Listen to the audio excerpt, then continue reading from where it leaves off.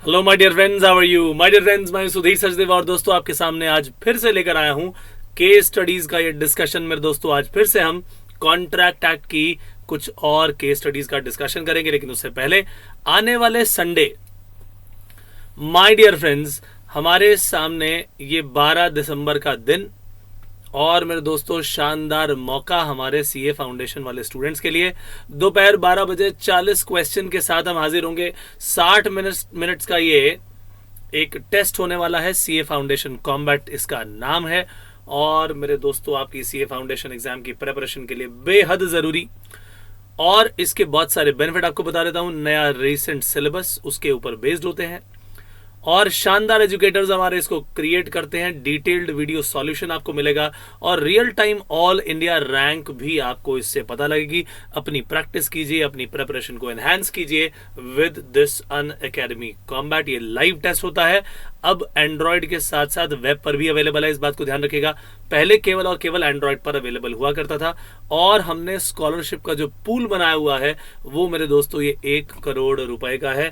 और पहले 3 रैंक वालों को 100% स्कॉलरशिप मिलनी है। 4 से 10 वालों को 75% स्कॉलरशिप मिलनी है। 11 से 50 वालों को 50% की स्कॉलरशिप और जिनकी रैंक 51 से लेके 100 तक आएगी उनके लिए है 25% की स्कॉलरशिप्स। करना आपको क्या है, केवल और केवल एक चीज और ये कोड का इस्तेमाल करना है, जिसके लिए आपका ये काम पूरा फ्री हो जाए, ये टेस्ट पूरा फ्री हो जाए आपके लिए। और उस कोड को आपने टाइप करना होगा। कोड है सुधीर 10 SUDHIR 10 ये कोड है, इसको आप अप्लाई कीजिएगा, पूरी तरह से आपके लिए फ्री हो जाएगा। सो माय डियर फ्रेंड्स, अब अगला काम आपके सामने लेकर आया हूं, यहां पर आइए उसे देख लें। क्वेश्चन नंबर 46 हमारे सामने है।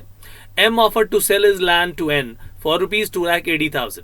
N ने रिप्लाई भी किया उसे और N ने कहा क्या कि मैं एक्सेप्ट कर रहा हूं जी ऑफर, और साथ में उसने एक चेक दे दिया 80,000 रुपए का और प्रॉमिस किया कि जी जो बचा हुआ आपका 2 लाख रुपए का अमाउंट है ना, by monthly instalments I am going to pay, 50,000 की 4 इंस्टॉलमेंट आपको दे दूंगा।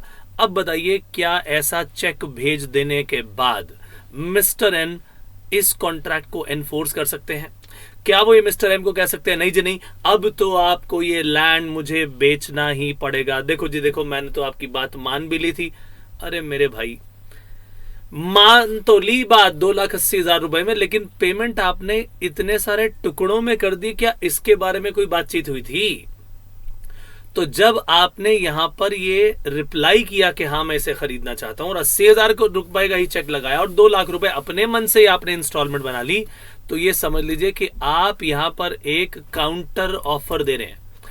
आप यहां पर अपनी कुछ कंडीशन लगा के उसे एक्सेप्ट कर रहे हैं। This is a conditional acceptance, और कंडीशनल एक्सेप्टेंस अगर आप करेंगे तो it is not a valid acceptance. Conditional acceptance is not a valid acceptance. तो एक तरह से तो मेरे भाई आपने यहां पर काउंटर ऑफर दे डाली, इसीलिए ये आपके द्वारा दी गई एक्सेप्टेंस को वैलिड कहा ही नहीं जा सकता। That is why mister N you can not enforce this contract. Is that very clear?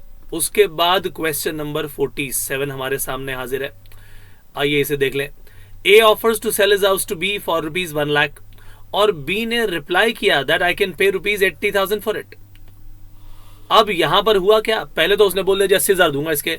Later B however changes his mind and is prepared to pay ₹1 lakh। अब सवाल ये आता है मेरे दोस्तों, पहले तो उसने मना कर दिया और बाद में कह दिया अच्छा जी अच्छा मैं वो 1 लाख रुपए में खरीदने के लिए तैयार हूं। क्या यहां पर वैलिड कॉन्ट्रैक्ट बना ए और बी के बीच? माय डियर फ्रेंड्स, यहां पर वैलिड कॉन्ट्रैक्ट नहीं बना। क्यों नहीं बना? क्योंकि पहले मेरे दोस्त जब यहां पर आपको ऑफर दी गई मिस्टर बी, आपने काउंटर ऑफर दे डाली। 1 लाख के बदले में आपने कह क्या दिया, हाँ जी मैं खरीद तो लूंगा लेकिन 80,000 रुपए दूंगा। इसका मतलब जैसे ही आपने उसके बदले में एक ऑफर दे डाली, ऑफर के बदले में ऑफर दे डाली, ये हो गई काउंटर ऑफर। अब जब भी काउंटर ऑफर दी जाती है ना, काउंटर ऑफर के कारण जो पहली ऑफर होती है, जो ए ने ऑफर दी थी 1,00,000 रुपए की ऑफर, अब उस काउंटर ऑफर के कारण ये 1,00,000 रुपए की ऑफर लैप्स हो गई, यानी अब इस ऑफर की कोई कीमत नहीं बची। अब बी ने ऑफर दी हुई है, पुरानी ऑफर खत्म हो गई। जैसे ही ए ने बोला जी आप क्या 1,00,000 में खरीदोगे, मैं तो बेचने के लिए तैयार हूं, बी ने बोला नहीं मैं तो 80,000 में खरीदूंगा भैया, मैं तो खाली 80,000 दे सकता हूं। तो जैसे ही उसने काउंटर ऑफर दी, पुरानी ऑफर लैप्स खत्म हो गई। अब चाहे बी बाद में एक्सेप्ट करे कि हाँ जी हाँ मैं 1,00,000 रुपए में खरीदने के लिए तैयार हूं, तो माय डियर मिस्टर बी, अब आप 1,00,000 रुपए की एक्सेप्टेंस नहीं दे रहे, अब 1,00,000 रुपए की एक नई ऑफर दे रहे हो आप मिस्टर ए को कि जी अब मैं 1,00,000 में खरीदने के लिए तैयार हूं, क्या आप बेचोगे? इसका मतलब ये हुआ कि कोई कॉन्ट्रैक्ट नहीं हुआ, क्योंकि 1,00,000 रुपए वाली पहली ऑफर वहीं लैप्स हो गई। अब आपने जब दोबारा 1,00,000 रुपए में खरीदने की बात की है, तो मिस्टर बी आप एक नई ऑफर दे रहे हो। अब ये एक ही मर्जी है कि वो इसे एक्सेप्ट करे या ना करे। This is very very important. अब आता है हमारा अगला क्वेश्चन, क्वेश्चन नंबर 48 आपके सामने लिखा है, A enquires from B, will you purchase my car for ₹2,00,000? B ने कहा हाँ जी हाँ, I shall purchase your car for ₹2,00,000 if you buy my motorcycle for ₹50,000। ये लो जी, अगेन एक काउंटर ऑफर का आ गया। क्या ये कॉन्ट्रैक्ट बनेगा? आंसर है नो। क्यों नहीं बनेगा भाई? क्योंकि तुमने यहां पर एक्सेप्टेंस तो दी, मगर वो एक्सेप्टेंस क्या थी? वो एक्सेप्टेंस थी कंडीशनल एक्सेप्टेंस। ये conditional acceptance it is not valid. ये बना देती क्या है? ये बना देती है काउंटर ऑफर। ऑफर के बदले में आपने एक्सेप्टेंस ना दे करके एक नई ऑफर दे डाली। तो भैया जब आपने अपनी कंडीशन लगा डाली है, कंडीशनल एक्सेप्टेंस डाल दी, तो this is not a valid acceptance, contract भी नहीं बनेगा। Is that very very clear? चलिए अब एक और क्वेश्चन आपके सामने ले आता हूं, और क्वेश्चन नंबर 49 क्या कहता है? ये A enquires from B, will you purchase my car for ₹2,00,000? B agrees to purchase the car from A as per his proposal subject to availability of valid RC, यानी रजिस्ट्रेशन सर्टिफिकेट और book for the car, कि भैया मैं खरीद तो लूंगा, जैसे तुम बोल रहे हो उसी टर्म्स पे खरीद लूंगा, कोई दिक्कत नहीं है, लेकिन मुझे प्रॉपर रजिस्ट्रेशन सर्टिफिकेट और बुक चाहिए। अब बताइए, उसने एक कंडीशन लगा दी, क्या यहां पर आप इसे वैलिड कहेंगे? क्या यहां ये एक वैलिड कॉन्ट्रैक्ट माना जाएगा? जवाब है यस, बिल्कुल वैलिड कॉन्ट्रैक्ट माना जाएगा। क्यों वैलिड कॉन्ट्रैक्ट माना जाएगा? क्योंकि मेरे दोस्तों यहां पर ये जो कंडीशन लगाई गई है भैया, ये तो लीगैलिटी साबित करने के लिए कि यहां पर कहीं कोई पता चले जी चोरी का माल है, वो तो उसको कंफर्म करने के लिए आरसी मांग रहा है। तो भैया ये तो एक वैलिड कंडीशन है।